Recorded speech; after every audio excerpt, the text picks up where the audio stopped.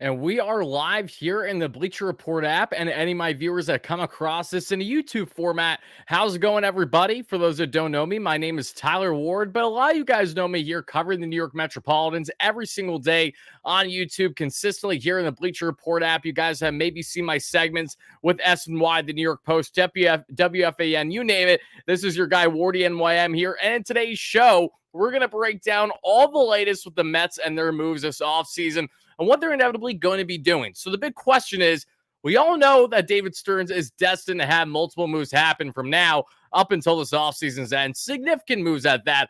But the big question has been, what exactly are those moves going to be? So in today's show, we're going to have a balance of getting into the latest on the reported front of the players that the Mets are reportedly connected to in both the trade and the free agent market.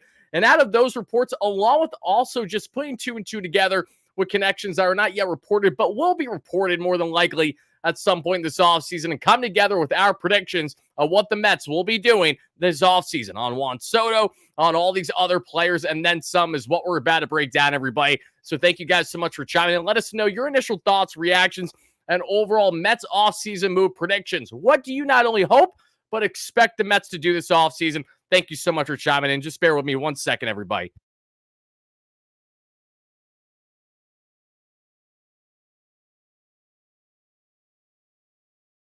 Apologies, folks. Many of my viewers know this, but in the Bleacher Report app, probably not as many, and that's okay. I just had surgery less than a week ago, so every single time that I cough, it feels terrible, and I just had to do a little cough. So if you guys see me kind of pace myself, maybe talk a little bit slower for a guy that usually talks fast, that is the simple reason as to why. There's nothing wrong going on, just me still recovering and getting back from my current ailment, but everything's good there, and thank you guys so much in advance for any potential concern, but we're all good. So, all right.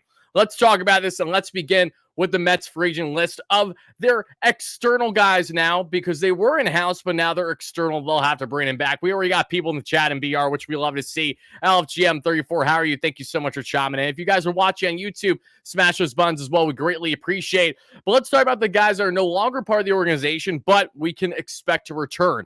And among this is a laundry list of players, so we'll go through it from the rotation first with Shamanai, Luis Severino. Two players have one commonality. They were both given the qualifying offer from David Stearns on Mets at $21.5 million or so, both of which are expected to reject said offer and still hit the free agent market. From there, we have veteran southpaw and Jose Quintana. Then that's it for the rotation front, so then we move to the bullpen. Ryan Stanek, Phil Maton, who was declined of his team option for 2025. There are multiple relievers the Mets are parting ways with, but Stanek's at the top of the list of guys the Mets and a lot of fans, including myself, would probably want back. Then we look on the offensive end there. Certainly Jose Iglesias. Oh, my God. What is his future? He was just hanging out with Francisco Lindor, his daughter, at her birthday just the past 48 hours ago. So we'll see what is going to be the future of Mr. OMG himself, this Mets organization that we'll get into in a second.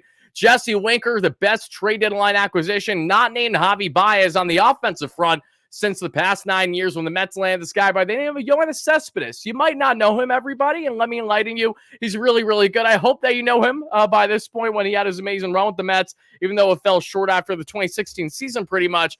But Yoenis Cespedes, fast forward 9 years, Jesse Winker was a fantastic not off-season, but offensive acquisition for the Mets, and the platoon role in the corner outfield, NDH, was brilliant in postseason play. Not only is back and forth chatter there with Willie Adames besting between the two as the Mets surpassed past the Brewers and past Jesse Winker's former club, in which he despises Milwaukee for endless reasons that he's talked about separately. Continued home run heroics for the Mets throughout postseason play up until their demise there in Game 6 in LA against the LA Dodgers. This is still a Mets team that would love a Jesse Winker type attitude, and a player that loves to be here, certainly back in the organization. Polar Bear Pete Alonso is the big fish on the offensive end that's a free agent for the Mets. And there are others in company too. Harrison Bader, JD Martinez, guys that are on the outside looking in, potentially returning. And when we look at currently in-house options that are now external options, you look at Alonso, you look at Ryan Stanek, and you look at some of these key pieces in the rotation,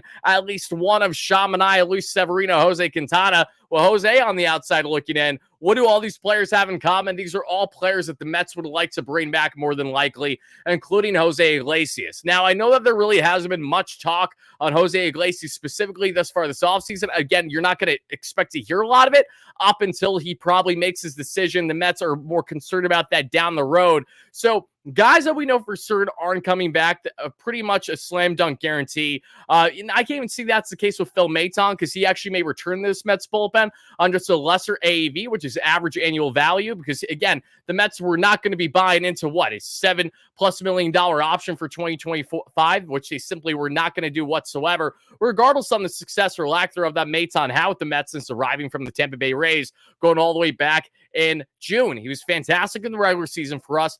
God awful in postseason play, and now he's a guy that the Mets, similar to Adam Ottavino an offseason ago, aren't opposed to having return, but it'll come at a lesser AAV, and he's probably not going to be getting offered anything crazy from opposing teams, but if there is an overpay, then maybe Maton will go elsewhere. Ryan Stanek on the bullpen front, though, is another arm that was fantastic for the Mets in a lot of stretches, especially in postseason play when the Mets need him most, and he balled out so well that I will be pretty surprised if the Mets do not bring back Ryan Stanek for the upcoming season, unless he does not have the interest to be here. Why? Stanek did really well in a big market after thriving that we saw with the Houston Astros for the past couple of years, posting just over a 2 ERA throughout that stretch. Give me 1 second, everybody. My dog is barking up a storm, and that needs to change. Give me 1 second.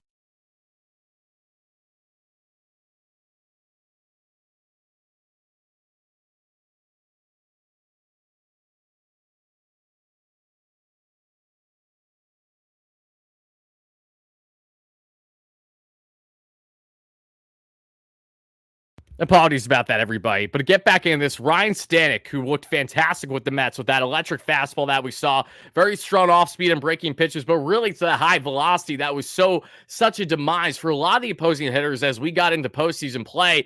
And when you look at the current velocity options that the Mets have in their bullpen, outside of Edwin Diaz and outside of a healthy Danilo Nunez, there really isn't a whole lot there. So when you're looking at a certainty where you know exactly what you're getting coming off of a great run with the Mets, I think we can all commonly agree Ryan Stanek will likely be a part of that group. So put Ryan Stanek in the return category for the Mets for 2025 on the pitching end. There's a couple other relievers that we can, again, nitpick and do all these things about, but outside of Maton, there really isn't anyone that I think is a slam dunk to return.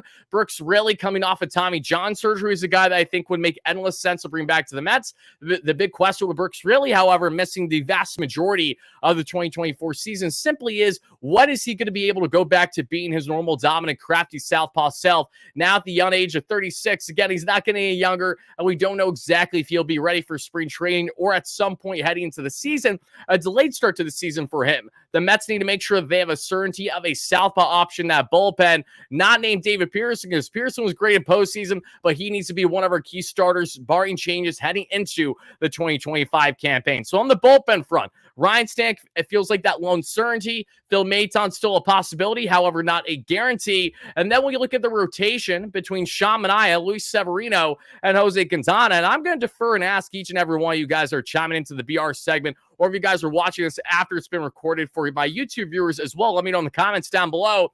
What starter out of the three do you think is most likely to return the Mets? Because I will be very surprised if more than one of these three returns, solely because of the other external talent out there that we're going to get into just 2 segments from now after we talk about Juan Soto. When you look at the current free agent options out there on the starting pitching front, when you look at the trade options on the pitching front as well, which the Mets have reportedly been actively involved in over this past number of days, especially with the Chicago White Sox and one dominant southpaw. Let me know if you know him, guys. This is a team that's more than likely going to bring back one of the three, and I'm firmly under the belief that that one player is going to honestly be Sean Manaea. And the obvious reason is because of how dominant Sean Manaea was for the Mets this past season, changing his arm slot angle. But more than anything, it wasn't just putting up fantastic numbers for the Mets down the stretch heading into postseason play, where he gave the Mets length in a lot of outings too. Finally gave the Mets, again, 7 inning outings of 10, 11 strikeouts of 2 or lesser in run ball, things that we didn't consistently see since one Jacob deGrom since back in 2021 in the first half there. It's been a minute, and we have certainly missed that type of dominance, especially from a southpaw, which has not been so common with us Mets fans in recent years. You know, Steven Matz can only do so much for us, right? Rich Hill, he can only get so much of the job done. But Sean Manaea changed a lot about his game thanks to that arm slot change, looking Chris Sale-esque, and more importantly, what did David Stearns have a heavy point of emphasis about that he talked about the trade deadline and the early offseason? It was about making sure you bring back guys that want to be here, and going to acquire players externally that want to be here. when we look at Sean Manaea and when we look at his postseason, end of the year presser, rather, he made it abundantly clear, emotion-filled, how much he appreciated this group, but how much of a fantastic clubhouse talent, personality, and friend he was to his respective teammates. This is a guy that deserves to be with the New York Mets for the next a couple of years at minimum. I firmly believe that out of those three options, the Mets will try to prioritize Sean Manaea the most to return to this Mets rotation, even with them at the age of 34. Again, a couple of years older than Luis Severino. I would like Severino back as well, but there are aspects of Severino's game that I firmly believe are expendable. And the Mets do look out and really benefit from being a team in New York still, as Severino had a great rapport with Sean Manaea and fellow teammates, not only in that rotation, but overall with the club in that clubhouse that we saw. Again, holding the OMG sign every single time he had the chance. Sevy loved being here too, and a guy that's been in New York his entire career. I'd be a little surprised if that wavered, unless he gets a big overpay on, say, a 3-4 year deal elsewhere that could warrant the move. Other than that, however, I wouldn't say Severino is an impossibility, but I do think Sean Manaea is more of the probability and more of the focus point between themselves and also Jose Quintana, which for all we know, the Mets still may consider, but I think that is a bridge that should be, a ship that is sailing. It should be coming to an end, just because Quintana did plenty for the Mets down the stretch heading into postseason play. If they can get him at a value, then absolutely bring him back. Again, if you're going to focus on really bringing in as much quality pitching as you can, and then hopefully adding at least one ace caliber starter to add more of that quality, I'm not opposed to that whatsoever. You can never have enough arms, but in the case of Jose Quintana, he's deserving of a nice little payday now after having a respectable campaign with the Mets, and that's where I could see a team overpaying for his what initially his asking price was for what the Mets are willing to cough up, knowing that the Mets could allocate similar dollars to a younger, more higher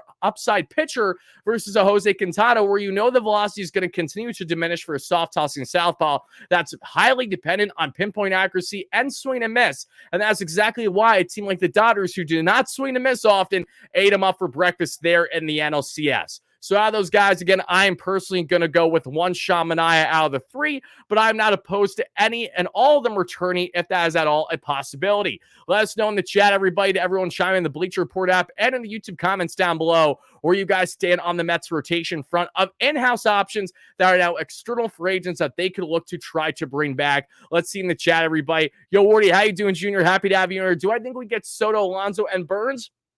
We're going to get into that in a second, my man. Thank you so much for asking, though, because we still have to talk a bit about not only Soto, but we have to talk a bit about Alonso, Winker, and some other of the in-house options. So, again, as I mentioned, Harrison Bader, JD Martinez, two guys I do not expect to return to the Mets next season. I thank them so much for all that they did this past year for the Mets, all the highs, all the lows, and everything in between. Guys that I have an expectation will be coming back to the Mets, depending on the Soto sweepstakes, is where we talk about Jesse Winker and Pete Alonso in particular. Now, the reason for this is the Mets are fully deemed unlikely to prioritize Juan Soto more than any other player this offseason, which is exactly why they're currently in LA, as we just did a video on my platform. Pardon me, everybody. On Francisco Lindor, flying to LA to meet Juan Soto, because he's a part of the recruitment process with David Stewart, Steve Cohen, everyone else in company with Scott Boras, Juan Soto, etc. They're in LA for the meetings this week, just as is the case with the Blue Jays, the Red Sox, and then a day after the Mets meeting with there and Soto, it'll be the New York Yankees. So everyone has a separate day and separate time slot to meet on with Soto. But in a scenario where the Mets were to bring in Juan Soto, that would likely increase the demise of Pete Alonso and or Jesse Winker. Now, let's start with Pete Alonso. Can the Mets afford Juan Soto at around $50 million average annual value, AAV, per year for 13 to 15 years and bring back Polar Bear Pete Alonso? Yes, they can. We're north of $200 million coming off the books for them already this offseason. And knowing that you have the most wealthy baseball owner in the game, who is very easy to write quick paychecks, especially with his clients there of Scott Boras, in which he has a very good relationship and rapport with since becoming owner back in the 2020-2021 season.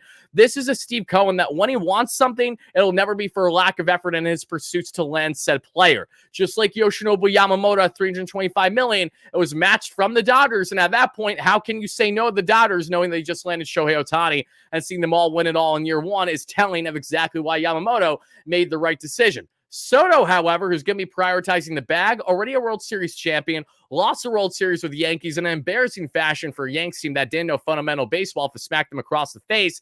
This is a Mets team going after Juan Soto, and if they are able to land his services, That is going to be priority number one.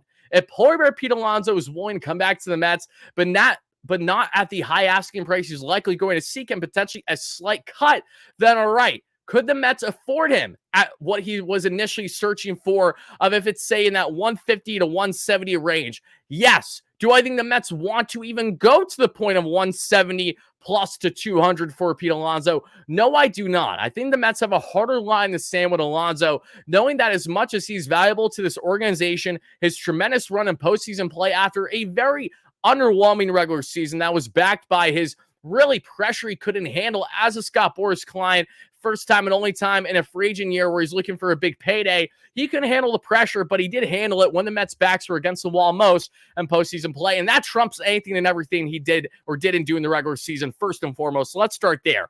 That really helped things for David Stearns, Steve Cohen, and everyone else in company try to grasp if they want to bring back Polar Bear Pete Alonso.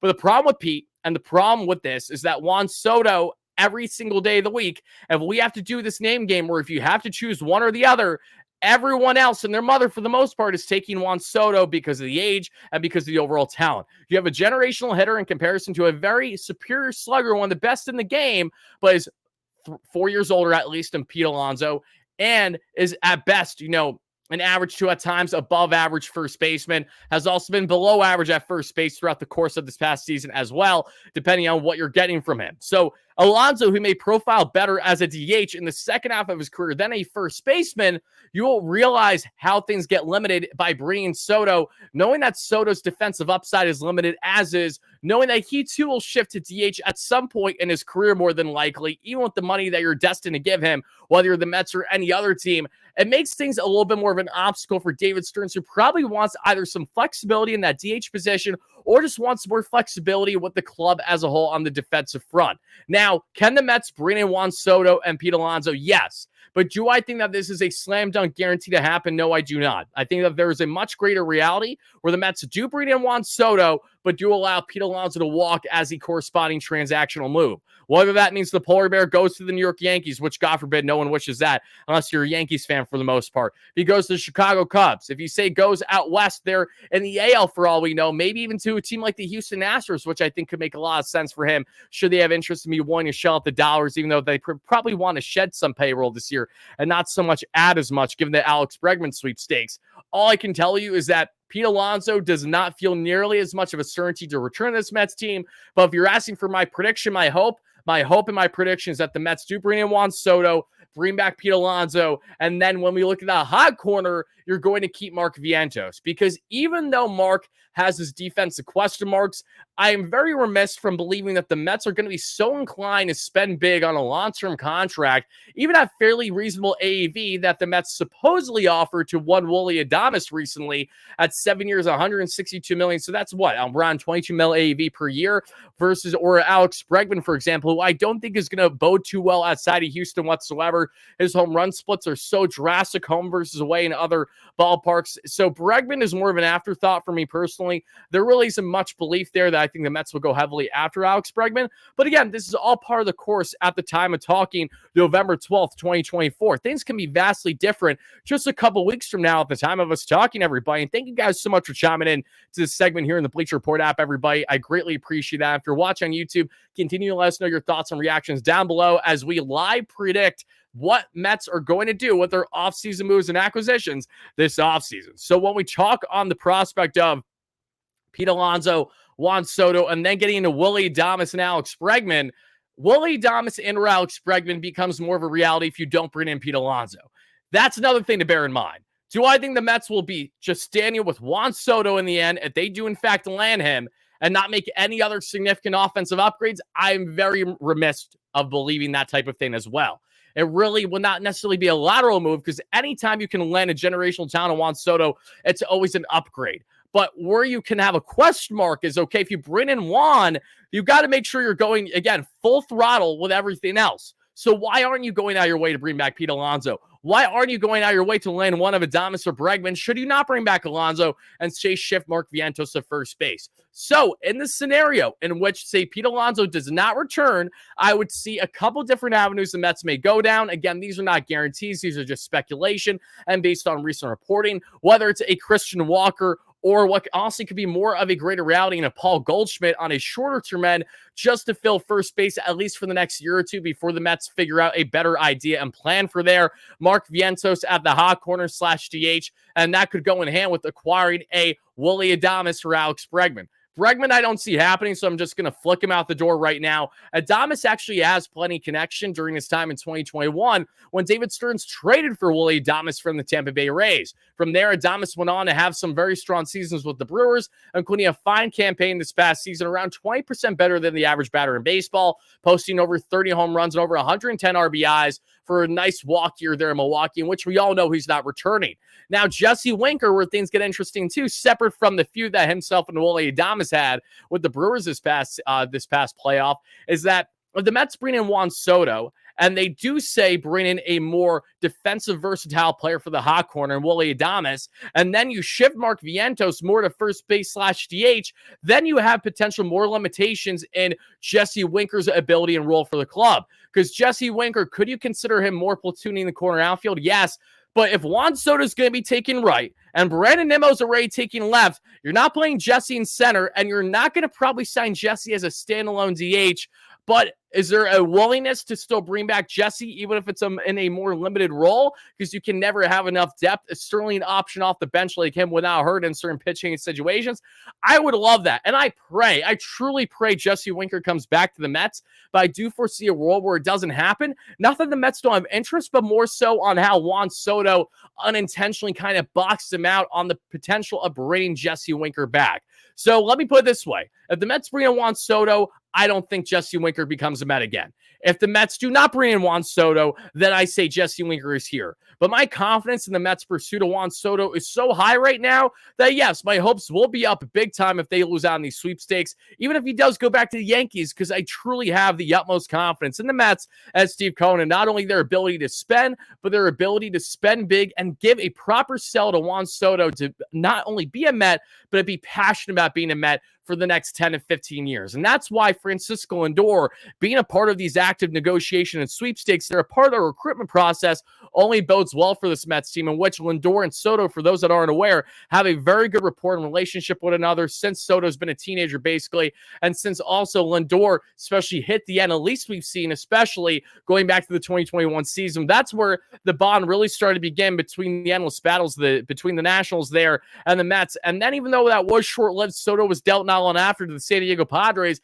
That positive relationship between the two has continued up until this day. So simply put, I firmly believe in my predictions that Juan Soto is going to land in New York with the Mets looking like the favorite, barring changes right now. And I firmly hope and pray that that becomes a reality, which would mean the demise of probably a Jesse Winker, hopefully not Pete Alonso, but is a possibility. And then based on Alonso's future will ultimately go in hand, depending on the timeline of free agency this year. Again, if this goes in dominoes of Juan Soto is that big domino waiting to fall, like last offseason with Shohei Ohtani, where nothing really big in the free agent market happens prior. The big domino falls on Juan Soto, then Polar Bear Pete Alonso, and then Willy Adames, Alex Bregman from there. If it goes in that type of order, that's where it's going to benefit the Mets based on these decisions. If it goes in a opposite order and say Willy Adames signs with the Dodgers early, then okay, the Mets will pivot and adjust their defensive options elsewhere. We know that David Stearns has a point of emphasis in upgrading this team defensively for 2025. Mark Vientos cost the Mets multiple runs in postseason play. He made up for it and then some with his home run heroics, but that's still something that he actively has to work on and get better at in his young career. And you have to wonder how much of a leash the Mets may be willing to go there, knowing that they want to better their defense for the better, obviously, in 2025 and beyond. So my question to everybody watching here in the Bleacher Report app, as well as watching wherever you guys are chiming in there on YouTube, as well in the comments down below, what do you foresee the Mets doing with their infield and outfield configuration? I firmly believe it's going to be Juan Soto until proven otherwise. And then hopefully, God willing, bringing back Pete Alonso. Jose Iglesias, I think, is a slam dunk to return for this Mets bench, because Jose Iglesias is as versatile as ever. This is a guy that was not only fantastic in the clubhouse, such a guy to rally around with the OMG sign, the song, and everything else in company for him this past season. But he was a tremendous gap-to-gap hitter for the Mets at times, grinding out at-bats, and was also brilliant at flashing the weather in many instances there at second base, especially when Jeff McNeil went down with injury. We had to defer to Jose Iglesias to play there every day, and he held his own. Plenty. Jose Iglesias, who I think will be in a lesser role in 2025, knowing that the Mets can try to get more so out of Luis Angel Acuna, Jet Williams, etc. There and up the middle in that infield is what I foresee them to do to see what they can get out of these young talents while having Iglesias as that perfect veteran mentor to put his arm around, just like how JD Martinez did that with Mark Vientos this past season.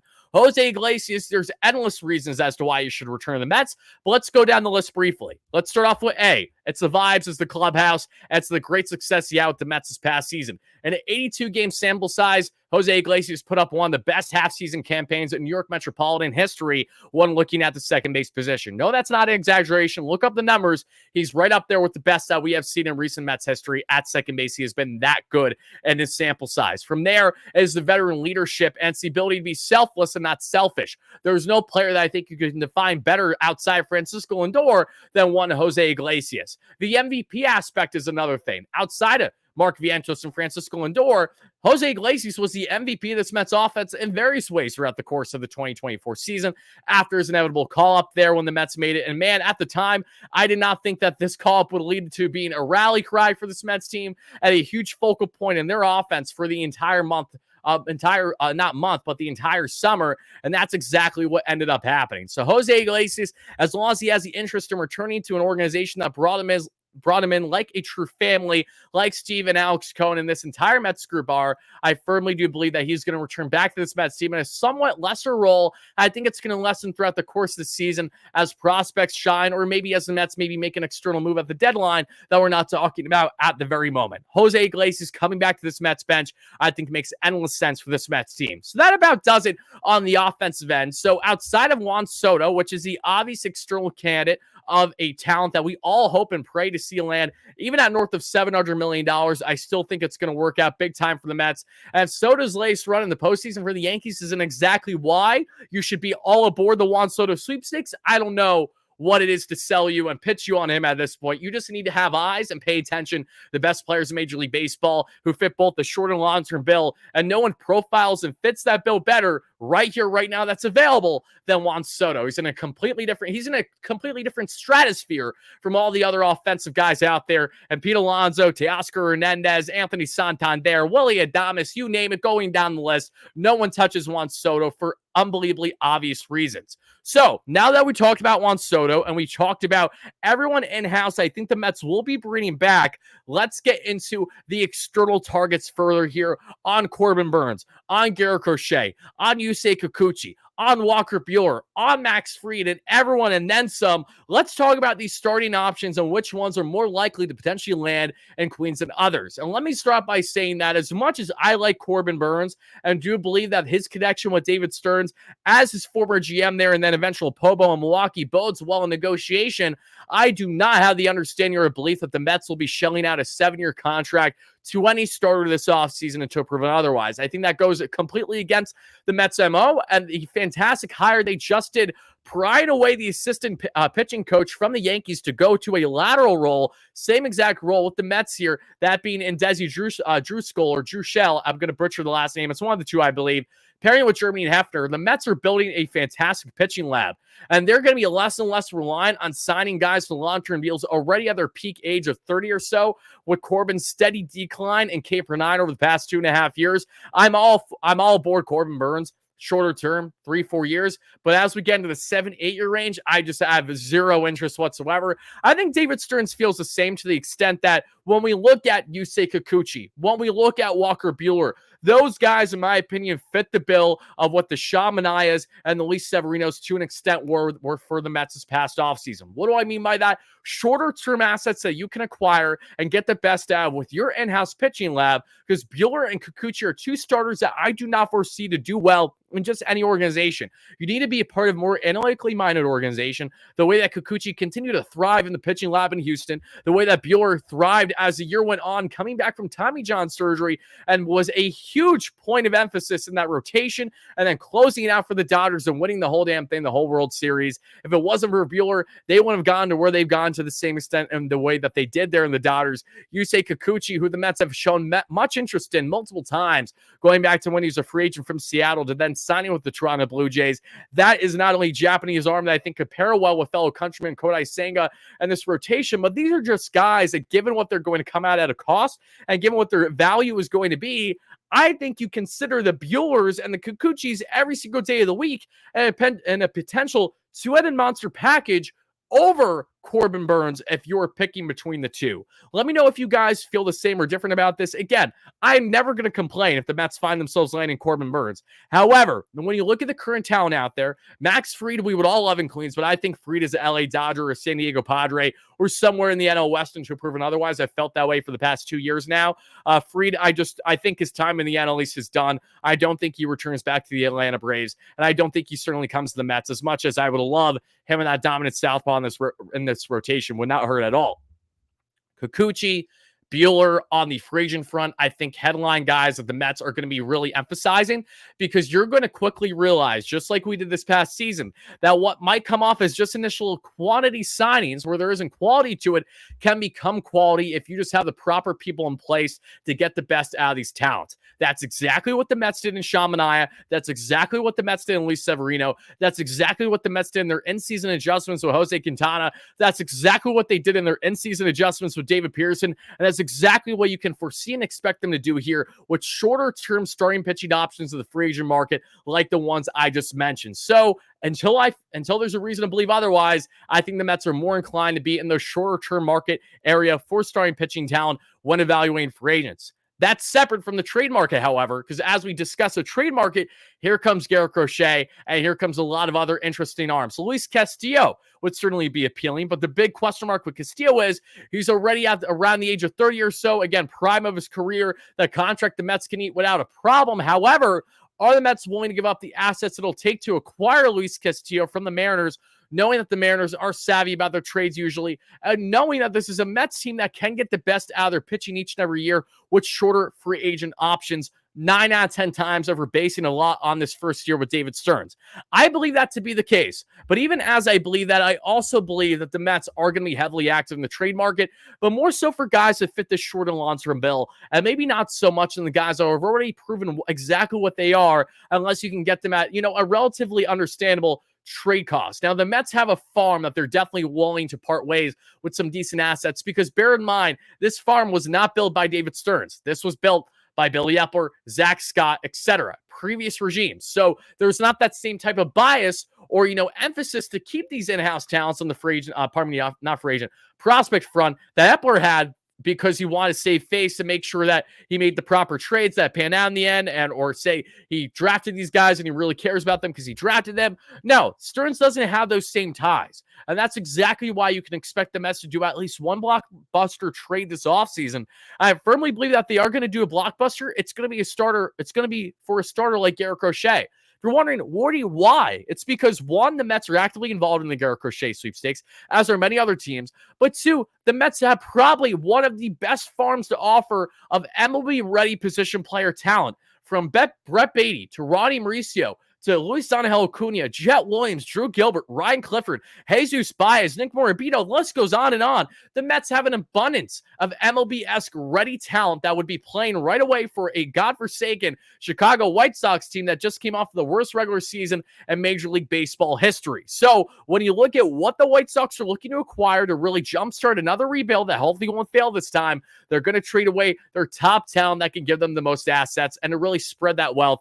That's where Garrett Crochet comes into play. That's why he's expected to be traded. And Garrett Crochet, a dominant southpaw at the age of 25, fits the short and long-term bill for David Stearns to warrant giving up said key assets for him. Coming off of Tommy John surgery, heading into 2024, Garrett Crochet was one of the most dominant pitchers in all Major League Baseball this past season, especially even, again, looking like a guy that was going to win Cy Young at one point there in the American League for the Chicago White Sox. That's how dominant he was. A devastating fastball that sits mid to high 90s, touching 100 when he wants. Then you, of course, have the disgusting cutter that's going to be sitting low to mid 90s that just has so much tunneling that, again, his fastball, even if it's coming at you at 98, looks like 101 because of the great extension that he has with his full 6'6" frame.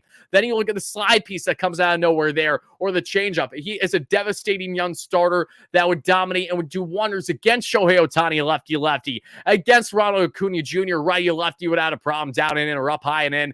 I love the prospect of landing Garrett Crochet. And until we find out where he's landing, I think the Mets are going to be towards the top of the list of potential suitors for Garrett Crochet, knowing that they have the assets of MLB-esque ready talent to impact the White Sox this and next season right away. And that is exactly what they're looking for. Other starting pitching targets there from Castillo, among others. We'll talk about more this offseason, but when it comes to prediction front, I predict that the Mets will bring back hopefully Sean Manaea and or Luis Severino.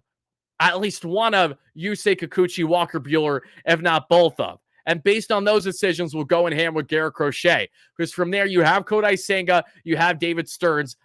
You do have David Stearns, but you have David Pearson and Tyler McGill on the outside looking in. Outside of Kodai Senga, outside of there that we just discussed on Pearson and Paul Blackburn, who we have no clue how he's going to look there, if he's really going to even have much of a rotation role. I expect the Mets to add at least 2 to 3 external starters this offseason, and I firmly believe that those starters will probably be in the mix of what we just discussed right there until we find out that breaking news Mets just signed Max Fried, because of course they did, which again, I'm not complaining about. Where do you guys stand on that when it comes to all my viewers here in the Bleacher Report app and all my viewers in the comments down below on YouTube? Thank you so much for chiming in. We appreciate you guys greatly. We have a couple more topics to get into before we wrap this one up. More of a longer show here in the BR app especially. But one, I was late to the party today, so I want to make sure that I made up for it and then some. So that's exactly why we're doing a nice thorough breakdown for you guys this evening. And you guys are just awesome. Thank you so much for the support as always. Now, we talked about Adames, we talked about Bregman. Now let's talk a little bit here. I'm not going to expand on him too much, but on Roki Sasaki. Now, Roki Sasaki is a man that many believe is destined to stay a LA Dodger when he's posted until proven otherwise. I find myself falling in that category. But even while I feel that way, let's bear in mind giving the Mets somewhat benefit of the doubt here. The Mets flew out to see Roki Sasaki in Japan back in September. At least David Stearns showed up and was trying to build that relationship, just like they did there with Yoshinobu Yamamoto an offseason ago. Things fell flat with Yoshinobu Yamamoto, not because of a lack of effort, but because of Shohei Ohtani and the Dodgers being the big bad Dodgers, matching the contract that the Mets offered, and that was that. Don't follow him for making that decision whatsoever. Roki Sasaki can only sign on a minor league contract of north of $7 million or so based on bonus pool dollars that you're working with beginning in January. Should it be posted for around January 15th? If he does get posted by his team there in the MPB by then. And that scenario, the Dodgers, the Padres look like heavy favorites, with the Mets, Yankees being heavily involved as well, as they've shown extreme interest per Jet Passan of ESPN. But even with that extreme interest, knowing that you can't flex the dollar amount and knowing that Sasaki has verbally been noted for having a long-lasting connection with fellow teammates there within the WBC, with Yoshinobu Yamamoto, with Shohei Ohtani, it just feels so hard to not see Sasaki land and be a part of that juggernaut unless he goes out and tries to pave a new story for himself that's going to separate from the big bad Dodgers. So instead of being one of 6 big faces, at least in LA, he can go and be the face of the Mets rotation, then with Kodai Senga behind him. He can go and be one of the faces in the Yankees rotation, paired along Garrett Cole. He can go be the face of the Chicago Cubs rotation there, just like that. So it really is going to come down to the interest level and wanting to be something greater as part of an organization. But how much does a spotlight matter to him? Does he care at all to him about being necessarily the top guy or one of the top guys? Or is it really about just being a part of a winning culture? If it comes down to winning culture, it comes down to fit. There is no team that checks off the boxes better than the Dodgers, which is why I do not at all foresee the Mets to land Roki Sasaki at this point in time. Now, as we round things out on the external free agent front, Anthony Santander is a guy that a lot of people have asked me about. Teoscar Hernandez is another guy that a lot of people have asked me about. 2 guys that I don't foresee the Mets going out of their way for, but if they lose out on the Juan Soto sweepstakes, you will expect them to pivot to an extent. And if the Mets lose out on Juan Soto, hopefully still bring back Pete Alonso, they will be looking for at least some upgrade there. And that's where things get tricky because they're still stuck with the Starling Marte contract, which they can try to eat and just ship off elsewhere. Wouldn't shock me if that happens. They're still stuck with the Jeff McNeil contract, which again, similar vibes. They can eat the rest of the contract and just try to ship them off elsewhere for basically nothing, should they wish to do that. They want to add more power in the corner outfields. At that point, though, I say bring back Jesse Winker. If you don't bring back Jesse Winker for corner outfield / DH, bring in Jock Pearson. Jock Pearson has been brilliant in that platoon corner outfield / DH fit as lefty bat facing righty hitting. He was great for the Diamondbacks yet again last season. He's played all over the NL West, and he's had success everywhere he's went for the most part. During his time with the Atlanta Braves, when he won it all in 2021, rocking the Pearls, Pearson would be a fantastic Jesse Winker replacement, a guy with more power, more consistency, but Winker, I do think, is still a better vibes and overall organizational fit, and is a little bit more of a versatile defender than one in Jock Pearson, who's a little bit heavier set, less versatile, less athletic. Jesse does trump him between the two there. But again, if you don't bring in Juan Soto, one of those two, I think, makes endless sense. Then from there, if you can ship away a Starling Marte, or if you just have Marte's role in 2025 be a bit more limited, and you knowing that you have a question mark for center field, how the Mets go about that implementation? Do they consider with just their in-house options and Drew Gilbert and go from there? No, I'd imagine the Mets will still look for a stopgap outside of Tyrone Taylor, but if we're looking for pure power, pure upside, that is where we continue to look at it. Anthony Santander with over 40 home runs this past year for the Baltimore Orioles. I don't foresee the Mets to land a Santander or Teoscar Hernandez, mainly because those are two guys that, while yes, they would be nice power implementations for this lineup, they're two guys that the Mets don't entirely need, especially knowing that it's going to limit their versatility to an extent based on how they go about their outfield defensive configuration.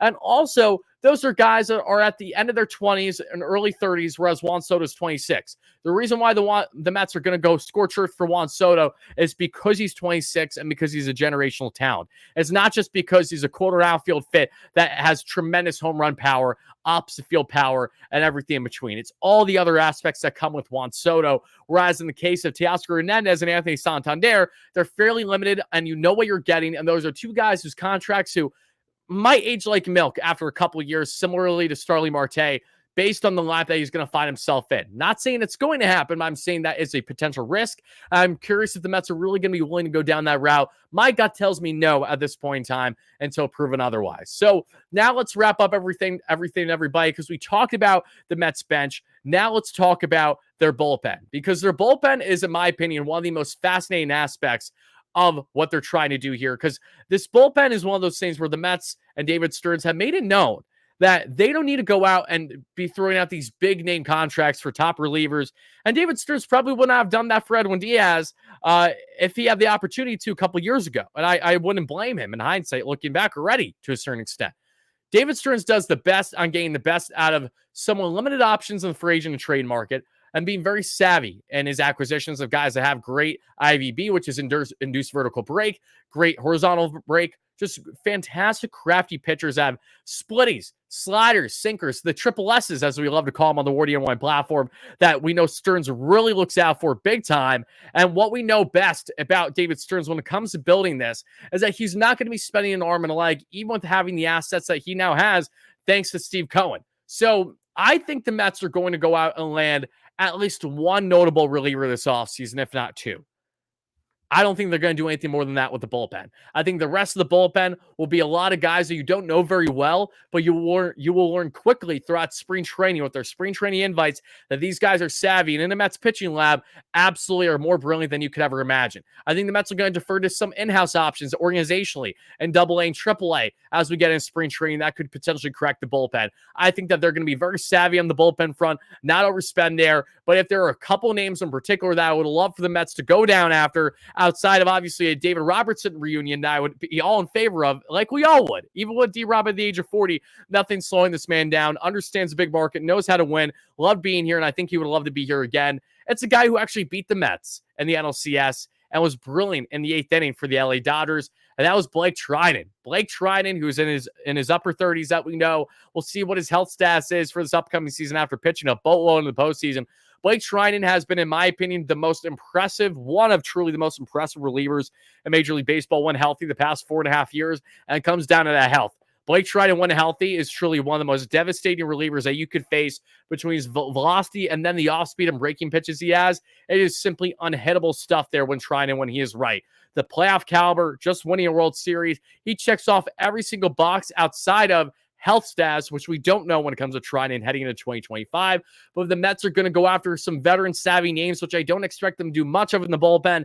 They are going to do a couple. Expect some of those guys to be in that category, as I mentioned there, and Treinen, David Robertson. Everyone always talks about Andrew Chafin, but that ship I feel like has sailed because we've been talking about Andrew Chafin for like 4 years and it still hasn't happened yet. Why should I believe it to happen now? All I know is that David Stearns is going to be very smart and savvy with his bullpen decisions. I'm really excited to see how this all plays out. So everybody, that is going to do it for our segment here on the Bleacher Report app. And if you guys chimed in and our YouTube channel at WardyNYM, where I posted this after the fact, if you checked it out, thank you so much for doing exactly that, everybody. It's greatly appreciated. And make sure to stay tuned for more consistent content, all things Mets, on the WardyNYM YouTube platform. We're north of 30,000 followers there, so make sure to subscribe, hit that like button. If you're watching the BR app, make sure you guys are chiming in, as I'll be rolling out more content for you guys this month, and not only on the Mets, but MLB-wide coverage as well, covering the latest news when it comes to free agent predictions, trade predictions, big moves I expect teams to make. All those kind of fun things is what we're going to hammer home in November and December leading up to the new year